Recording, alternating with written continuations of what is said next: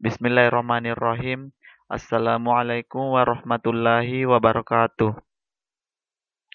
Alhamdulillah, puji syukur tahan hentinya kita haturkan kepada Allah Subhanahu wa taala karena atas rahmat dan izinnya lah sehingga kita masih diberi kesehatan dan kesempatan untuk bisa beraktivitas hari ini dalam rangka mengikuti kegiatan proses belajar.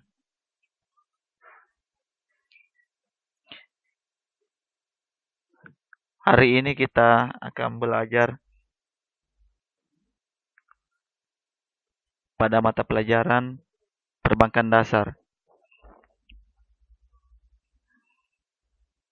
Hari ini sudah masuk pekan ke-6, di mana materi yang akan kalian pelajari itu sudah masuk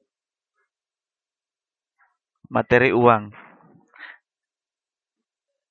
Jadi, materi uang ini merupakan materi yang keempat yang akan kalian pelajari. Pada pertemuan sebelumnya, kalian telah belajar mengenai lembaga keuangan. Saya harapkan kepada kalian semua agar pelajaran pekan lalu, materi yang saya ajarkan pekan lalu, kalian bisa memahaminya dan kalian bisa mengingat terus. Baiklah, kita masuk ke materi hari ini sesuai dengan yang tampil di layar, yaitu materi tentang uang. Untuk materi uang ini ada beberapa yang harus kalian pahami. Yang pertama yang akan kita pelajari adalah tentang sejarah uang. Kenapa uang itu ada, kemudian masuk ke negara kita tercinta, kenapa ada uang. Ya, kita akan lihat sebentar sejarahnya. Kemudian, kalian juga harus memahami pengertian uang. Kemudian selanjutnya, kalian harus tahu apa itu syarat-syarat uang. Kemudian selanjutnya, yang kelima, kalian harus tahu apa saja itu fungsi-fungsi uang.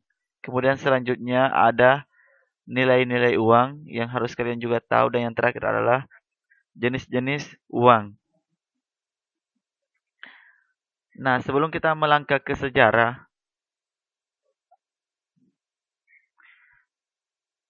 saya ingin membahas sedikit tentang uang. Nah, dalam kehidupan sehari-hari kita tentunya tidak terlepas dengan yang namanya uang. Tentunya kalau kalian ingin menabung di bank, tentunya tidak bisa ke bank kalau tidak membawa uang. Nah, begitu juga kalau contohnya kalian mau makan bakso, mau beli batagor, mau membeli buku, mau membeli HP, mau membeli laptop. Nah, tentunya itu tidak bisa kalian dapatkan kalau tidak ada uang. Nah, kenapa uang sangat penting? Jadi uang ini merupakan barang yang sangat dibutuhkan ataukah dicari oleh semua orang, karena tentunya dengan uang kita bisa memperoleh segala sesuatu kebutuhan yang kita inginkan. Nah, seperti yang tadi saya sebutkan. Jadi dari materi ini, nantinya kalian akan tahu apa itu uang, kemudian bagaimana itu uang, bagaimanakah itu uang mulai dikenal manusia dalam kehidupan sehari-hari. Nah, kalian akan pelajari di materi ini. Kita langsung saja melangkah ke bagian pertama, yakni sejarah uang.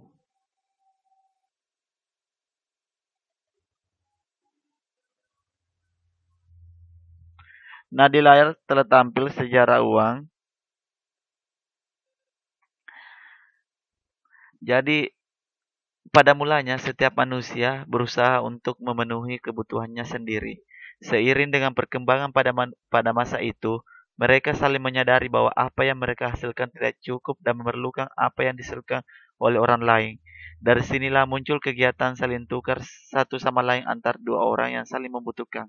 Nah, jadi sebelum munculnya yang namanya uang, ya, baik itu uang logam maupun uang kertas, ya, dulunya itu belum ada yang namanya uang. Nah, lama-kelamaan manusia berpikir karena satu manusia pasti membutuhkan barang ataukah yang lainnya dengan manusia lainnya. Nah, dari situ masyarakat berpikir bagaimana cara bisa mendapatkan barang ataukah bertukar dengan orang lain. Nah, di sini terjadilah transaksi atau kesadaran manusia bahwa harus ada alat pertukaran. Nah, jadi sejarah uang ini dibagi menjadi tiga. Ada masa sebelum barter.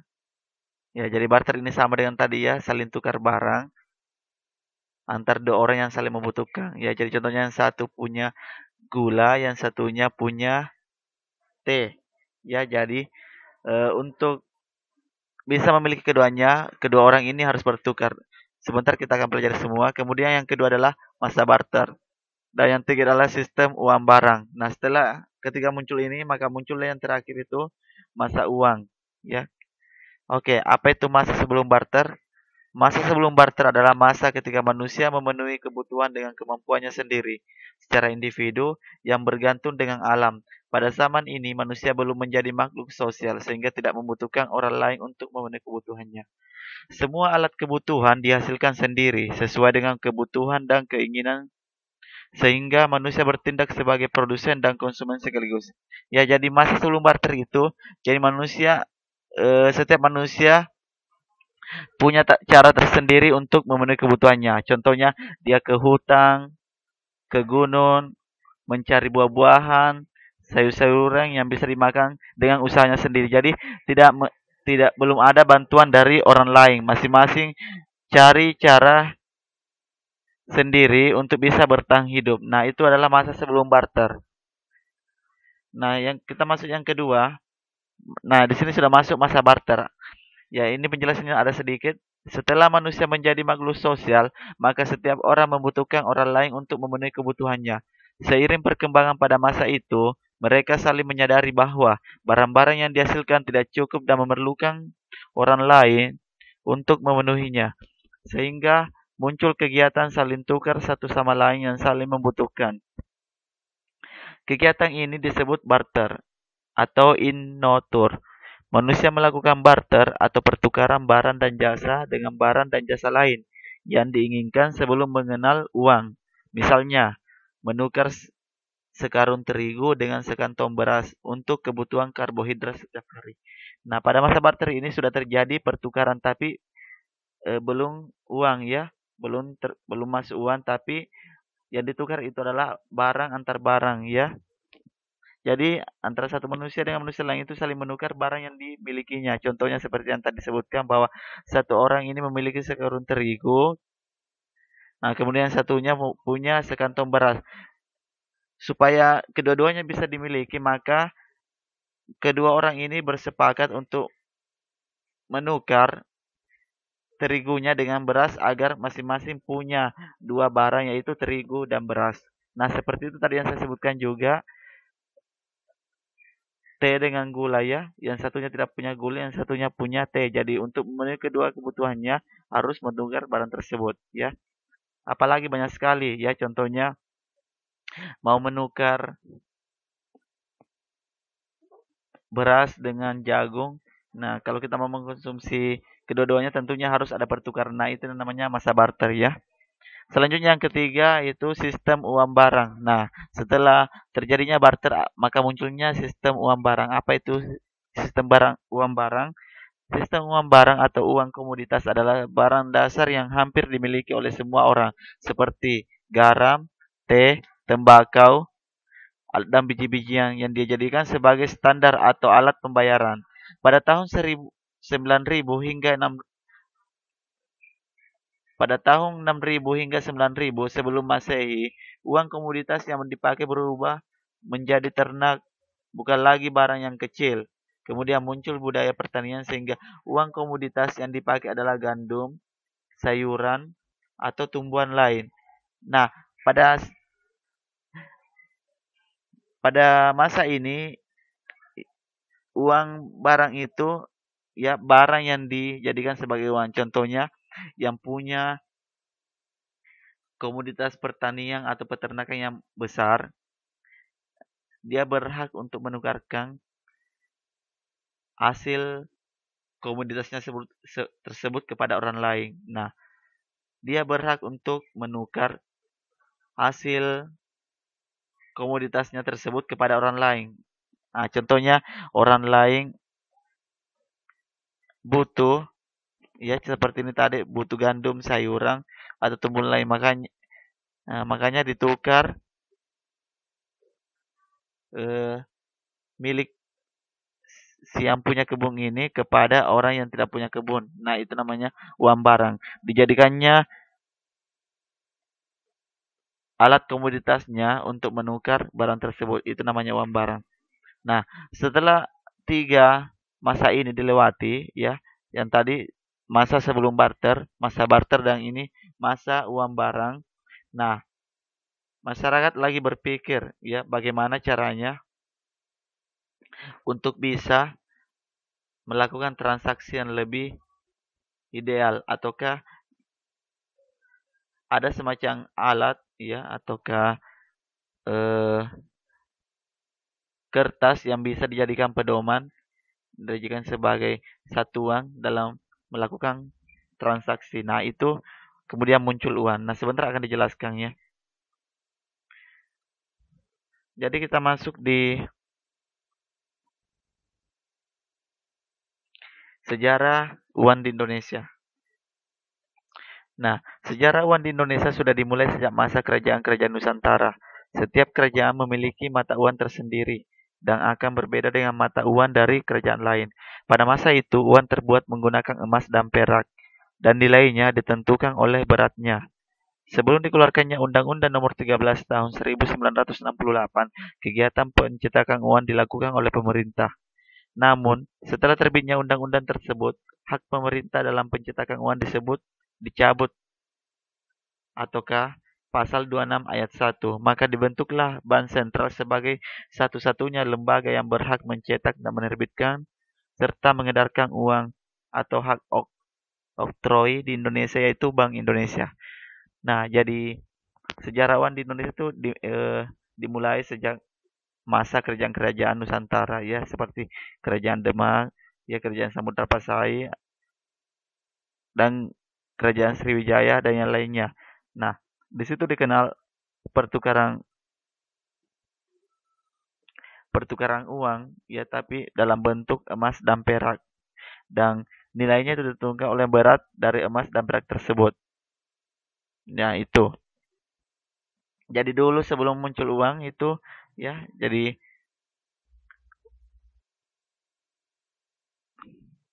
terbuat dari emas dan perak ya alat pertukaran tersebut. Kemudian setelah dikeluarkannya undang-undang ya maka pemerintah sudah mengambil alih ya bahwa yang berhak mencetak dan menerbitkan uang itu adalah satu-satunya hanya Bank Indonesia. Jadi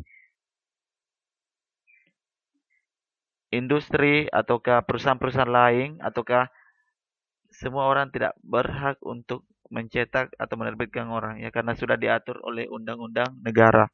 Maka diangkatlah ataukah ditunjuklah Bank Indonesia sebagai satu-satunya tempat untuk mencetak uang. Nah, itu sejarah uang di Indonesia. sampai sekarang Bank Indonesia ya tetap mempunyai hak oktroy untuk bisa mencetak dan menerbitkan uang. Selanjutnya yang ketiga, kita masuk ke pengertian uang.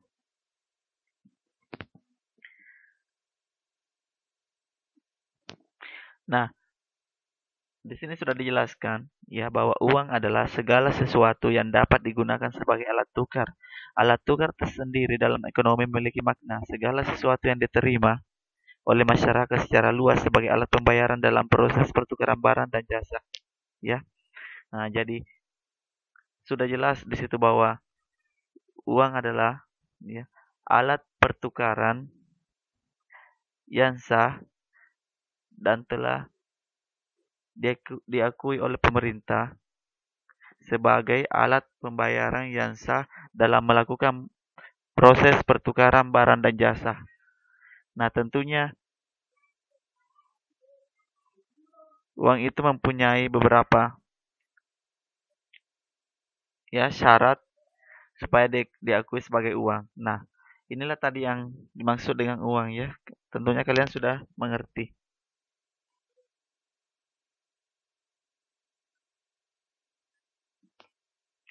Selanjutnya kita masuk ke bagian syarat-syarat uang. Apa saja syarat-syarat yang diakui sebagai uang? Nah, syarat pertama yaitu acceptability ya, artinya uang dapat diterima secara umum. Nah, syarat yang pertama ini harus diterima secara umum. Ya, tentunya uang yang beredar ya harus diakui keasliannya bahwa itu memang benar-benar uang yang sah ya yang bisa dijadikan sebagai alat tukar menukar. Nah, yang kedua, durability yaitu memiliki ketahanan dan tidak mudah rusak. Jadi, syarat yang kedua diterimanya uang tersebut adalah memiliki ketahanan dan tidak mudah rusak. Ya, jadi apabila ada uang ya mudah rusak dan tidak memiliki ketahanan yang bagus ya contohnya pada saat basah maka otomatis itu adalah uang palsu. Jadi harus diperhatikan baik-baik. Kemudian syarat uang yang ketiga adalah stability of value. Artinya maksudnya uang ini memiliki nilai yang stabil dalam waktu yang lama. Nah, contohnya uang kertas 50.000 ya.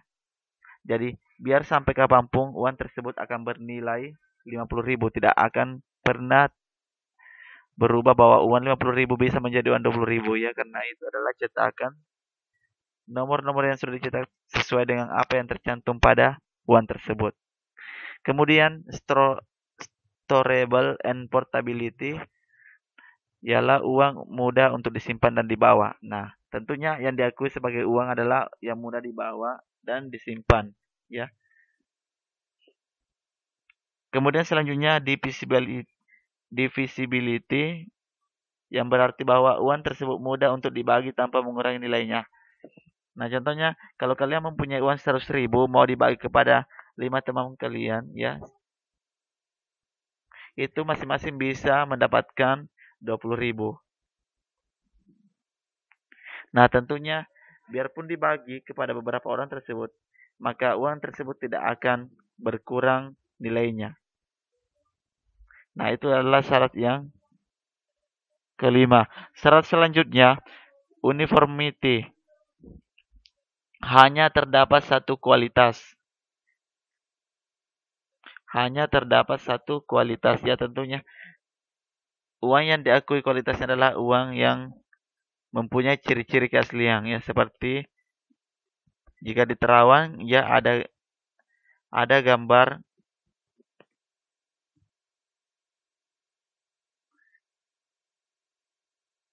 orang yang terkenal di Indonesia ya seperti itu. Kalau tidak ada jika di Terawang tidak mendapatkan gambar, berarti uang itu dinyatakan palsu.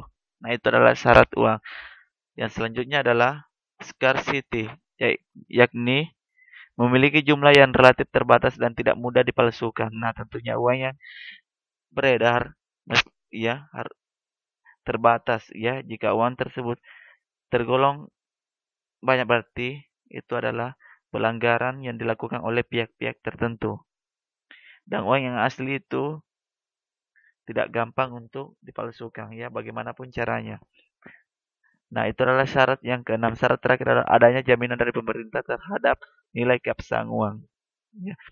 Jadi, setiap uang yang beredar itu tentunya masing-masing punya nilai nominal. Nah, nilai nominal ini yang akan terus ya menjaga keabsahan uang tersebut. Contohnya seperti uang 100.000. Nah, uang 100.000 ini ya ada nilai nominal yang tercantum di dalam uang tersebut sebagai keabsahan bahwa itu adalah uang 100.000. Nah, itulah 7 syarat-syarat uang yang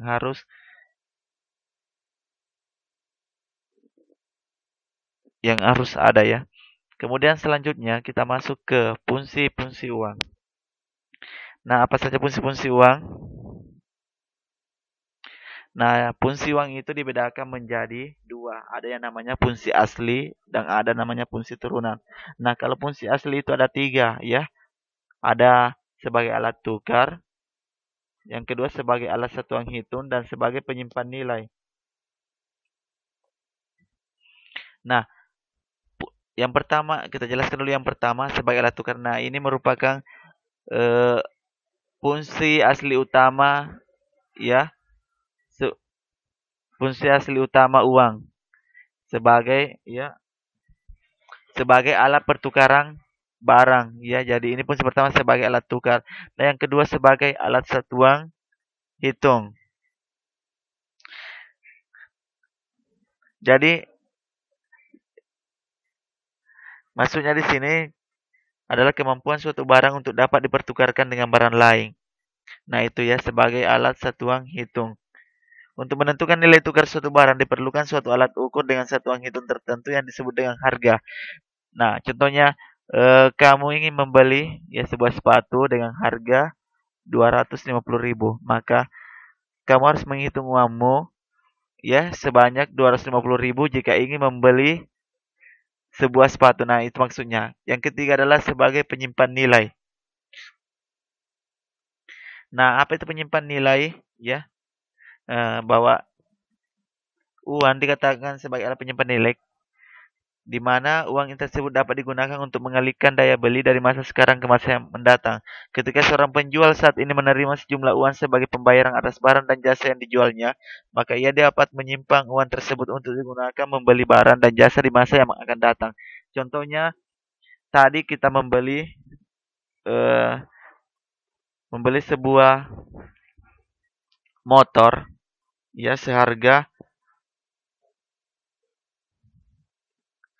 10 juta rupiah. Nah, uang yang disimpan 10 juta rupiah oleh penjual penjual motor tersebut ya, biar dia disimpan 1 tahun, 2 tahun, ataukah 10 tahun dan seterusnya, itu tetap akan sama bahwa uang tersebut ya tetap berjumlah 10 juta rupiah ya. Itu maksudnya. Tentunya dengan cara ditabung. Nah, itu fungsi asli uang. Nah, kita masuk fungsi turunan.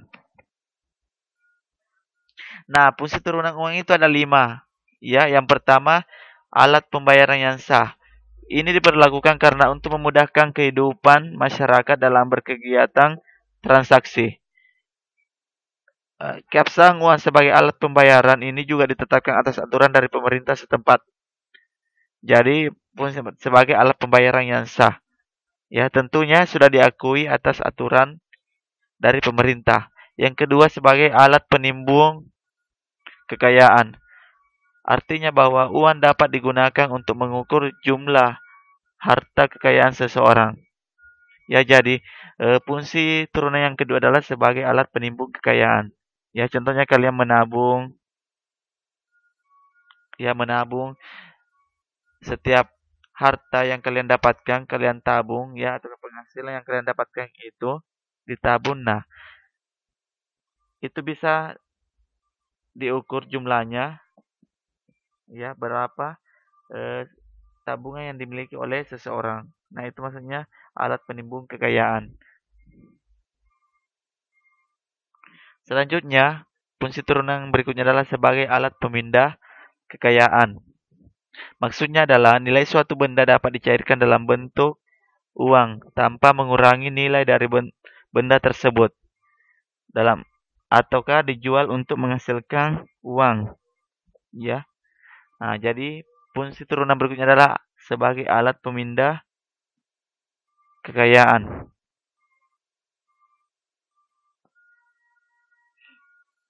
Nah, contohnya seperti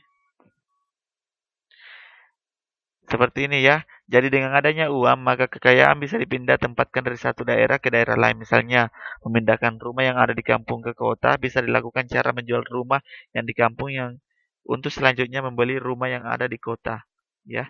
Nah, jadi contohnya kalian nantinya punya rumah ya di desa, kalian mau jual, kemudian membangun rumah di kota, maka uang hasil penjualan rumah kita di desa itu bisa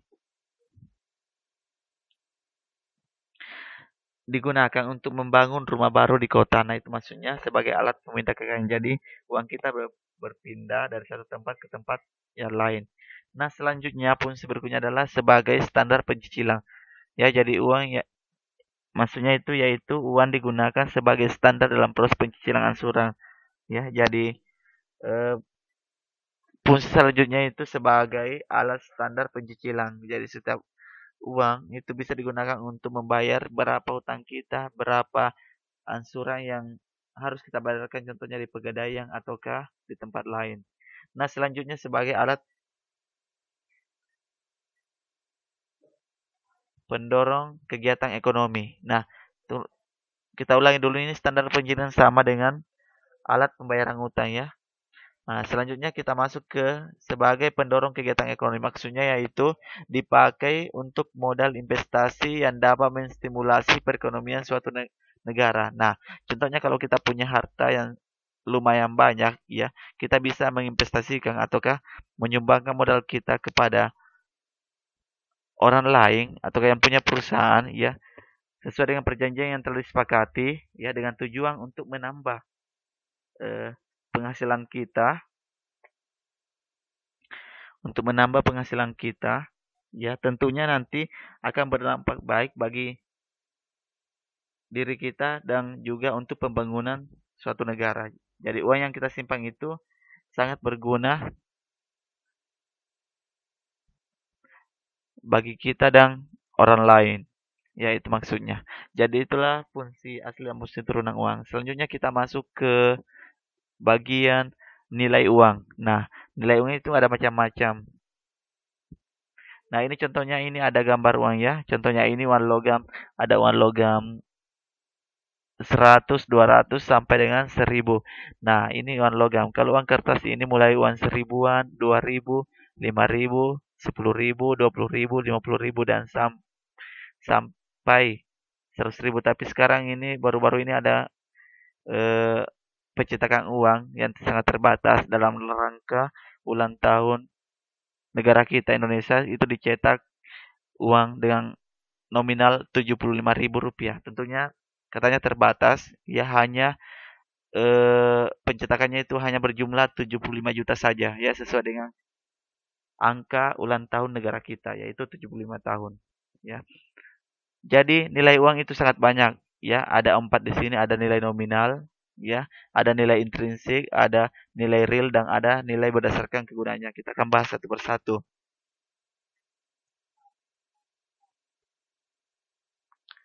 Ya, jadi sebelum kita masuk ya, saya ingin memberikan gambaran dulu ya, bagaimana ketika kalian mengatakan bahwa uang logam ataupun kertas yang Anda miliki sebesar 1000 dan sebagainya. Nah, hal ini dikarenakan adanya nilai.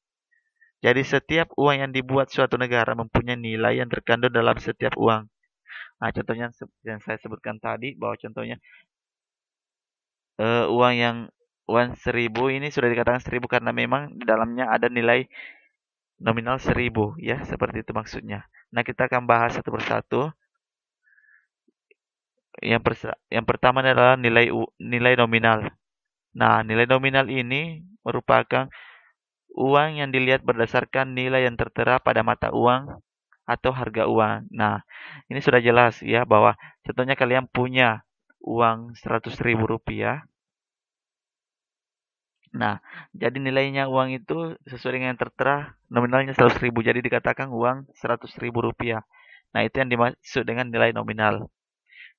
Nah, yang kedua adalah nilai intrinsik. Apa itu nilai intrinsik? Nilai intrinsik uang adalah nilai uang yang dilihat berdasarkan bahan baku pembuat uang. Nah, misalkan seperti ini. Ya, dibuat uang kertas 50.000 rupiah. Ya, jadi diperlukan kertas dan bahan lainnya yang harganya 3.000. Ya, contohnya seperti itu. Jadi, itu namanya nilai intrinsik uang. Kemudian nilai real, ialah kemampuan uang untuk sanggup ditukarkan dengan suatu barang atau jasa. Misalkan seperti ini. Ya, kalian punya uang 5.000 rupiah. Nah, uang 5.000 ini dapat ditukar dengan ya segelas kopi. Maka dikatakan bahwa nilai real uang 5.000 tersebut adalah segelas minuman kopi, seperti itu maksudnya ya. Selanjutnya yang berikutnya adalah nilai uang berdasarkan kegunaannya. Nah, kalau nilai uang berdasarkan kegunaannya ada dua ya. Yang pertama nilai internal. Nah, nilai internal ini merupakan nilai atau kemampuan suatu uang untuk ditukarkan dengan barang tertentu. Contohnya uang 10.000 sanggup membeli 2 buku. Nah, itu maksudnya ya, nilai internal. Kemudian nilai eksternal. Nilai eksternal ini merupakan nilai atau kemampuan suatu uang untuk ditukarkan dengan mata uang dari negara lain. Contohnya 13.000 rupiah sanggup ditukarkan dengan ya uang USD, uang dolar ya, uang luar negeri 1 rupiah. Nah, seperti itu. Ya, contohnya seperti ini karena ini contohnya nilai uang dolar 1 rupiah itu seharga dengan 13.000 rupiah. Itu maksudnya nilai eksternal ya. Oke. Selanjutnya kita masuk ke bagian yang terakhir yaitu jenis-jenis uang. Nah, jenis-jenis uang itu ada 4 ya. Ada uang berdasarkan bahan. Yang kedua, berdasarkan lembaga yang membuatnya. Kemudian yang ketiga, berdasarkan nilainya. Yang keempat, berdasarkan wilayahnya. Nah, kita akan bagi ataukah jelaskan masing-masing. Kita mulai dari berdasarkan bahan ya. Jadi berdasarkan bahan uang ada dua macam, ada uang logam, ada uang kertas. Nah, uang logam itu adalah uang yang dibuat dari semacam logam tertentu dengan berat dan kadar tertentu pula. Pada umumnya uang logam terbuat dari logam emas atau perak karena kedua logam itu memiliki nilai yang cenderung tinggi dan stabil. Bentuknya mudah dikenali, sifatnya yang tidak mudah hancur, tahan lama, dan dapat dibagi menjadi satuan yang lebih kecil tanpa mengurangi nilai. Jadi Anda sudah tahu tentunya bahwa uang logam yang ada di Indonesia pada saat ini terdiri atas uang yang bernilai nominal mulai dari 100 rupiah, 200 rupiah, 500 rupiah, dan 1.000 rupiah. Ya. Kemudian yang kedua adalah uang kertas. Nah, uang kertas merupakan uang kepercayaan karena semua masyarakat mau menerima uang tersebut sebagai alat pembayaran, walaupun nilai intrinsiknya jauh lebih kecil daripada nilai nominalnya. Jadi dasar uang kertas adalah kepercayaan kepada pemerintah atau bank yang menjamin atas peredaran uang kertas tersebut. Uang kertas yang beredar di masyarakat saat ini mulai dari pecahan 1.000, ya, dari mulai pecahan 1.000, 2.000, 5.000, 10.000, 20.000, 50.000, 75.000, dan 100.000. Ya, jadi itu uang kertas yang ada di Indonesia. Nah, kita pindah ke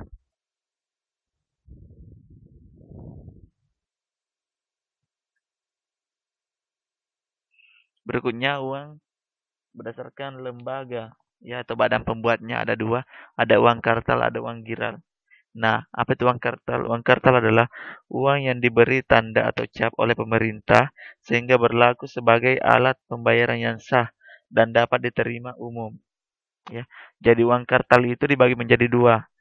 ada uang logam dan ada uang kertas ya. Jadi pembagian dari uang logam dan uang kertas itu uang kartal. Kemudian selanjutnya uang giral. Ya, uang giral adalah dana yang disimpan pada rekening koran di bank-bank umum yang sewaktu-waktu dapat dipergunakan untuk melakukan pembayaran dengan perantara cek, bilet giro atau perintah membayar, ya. Nah, jadi uang giral itu adalah bukti ya, contohnya seperti cek ya ataukah giro dan sebagainya.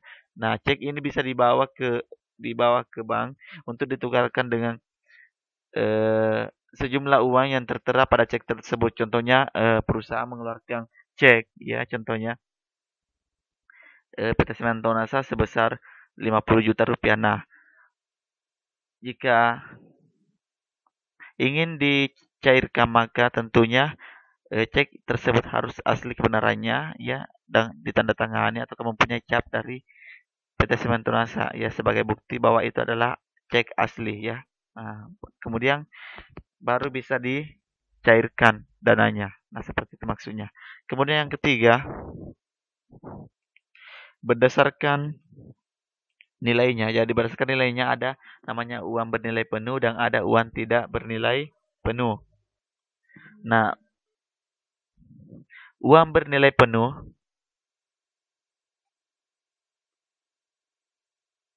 maksudnya di sini uang yang nilai intrinsiknya sama dengan nilai nominal, contohnya ya, uang logam dari emas, di mana nilai bahan untuk membuat uang tersebut sama dengan nominal yang tertulis pada uang tersebut.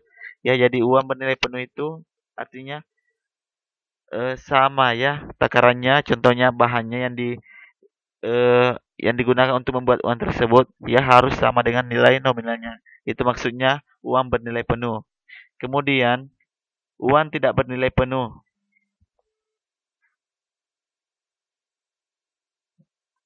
Uang tidak bernilai penuh maksudnya uang bertanda, artinya uang yang nilai intrinsiknya lebih kecil daripada nilai nominalnya. Nah, jadi nilai intrinsik maksudnya tadi ya kebalikan dari uang bernilai penuh. Ya, contohnya bahan yang digunakan untuk eh, membuat uang tersebut ya lebih rendah daripada nominal yang tertera pada uang tersebut. Contohnya yang dicetak itu adalah uang logam 200 rupiah. Nah, tentunya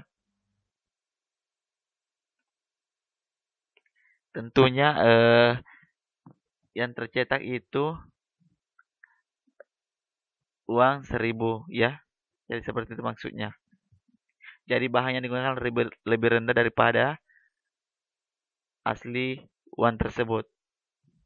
Kemudian yang selanjutnya berdasarkan wilayah berlakunya. Nah, jenis uang berikutnya itu berdasarkan wilayah berlakunya. Ada 3 ya, ada uang domestik, ada uang regional, ada uang internasional. Nah, apa itu uang domestik? Uang domestik adalah uang yang hanya berlaku di dalam wilayah suatu negara tertentu saja. Nah, contoh seperti negara kita di Indonesia itu apa nama mata uangnya rupiah. Nah, jadi hanya apalagi mata uang rupiah saja yang bisa digunakan di negara kita Indonesia. Tidak boleh masuk uang ringgit, uang peso dan uang dolar ya. Jadi hanya rupiah. Kemudian selanjutnya uang regional. Nah, kalau uang regional yaitu uang yang hanya berlaku di kawasan tertentu seperti euro.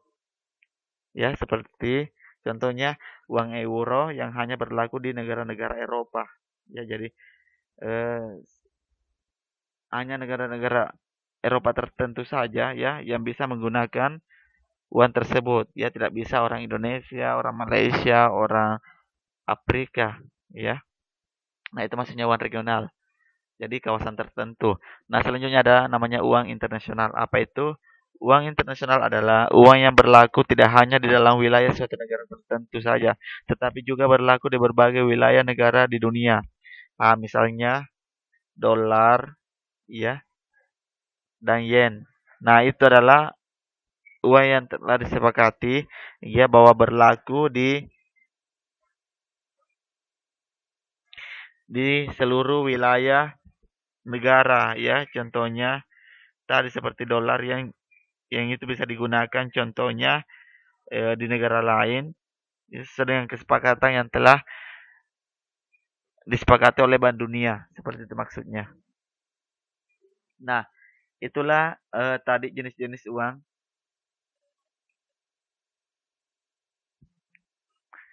Nah, demikianlah materi yang sempat saya sampaikan. Semoga materinya bisa kalian pahami, ya, bisa kalian cerna. Jika ada pertanyaan ya yang ingin disampaikan, bisa ditulis di bagian komentar pada kolom video YouTube. Ya, demikian penyampaian dari saya. Lebih dan kurangnya mohon dimaafkan. Wassalamualaikum warahmatullahi wabarakatuh.